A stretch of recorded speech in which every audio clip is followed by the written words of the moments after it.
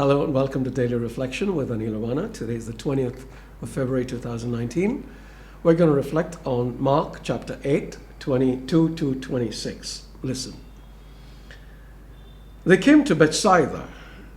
Some people brought a blind man to him and begged him to touch him.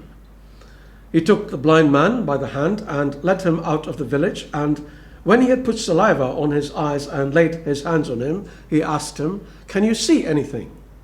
And the man looked up and said, "I can see people, but they look like trees walking."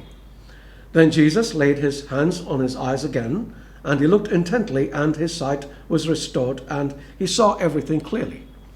Then Jesus sent him away to his home, saying, "Do not even go into the village." The gospel of the Lord. Like many of the stories about Jesus healing people, this one is a little strange because, again, Jesus doesn't do things as expected.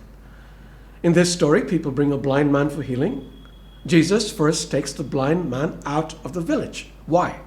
Then he puts saliva on his eyes. Why? Then he asks the man if he can see anything. Why? The man sees things with a blurred vision. Why? Jesus lays his hand on the man's eyes again, and this time the man sees everything clearly. Why?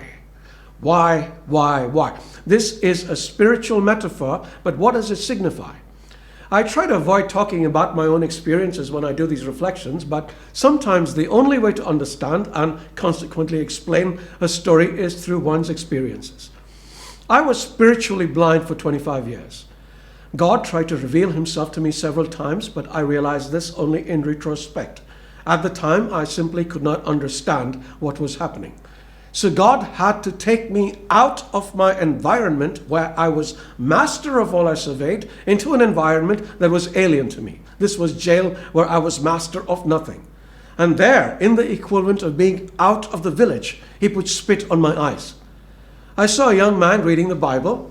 Noticing the look of peace on his face as he read it, and eager for this peace, I went to him asking him how he managed to be at peace in a place where peace was the last thing anybody could have. He looked up from the Bible he was reading, smiled at me, and said, "Jesus." Now, I didn't believe in Jesus any more than a day earlier, but I remember whispering to him in that cell, "Jesus, if you really exist, show me."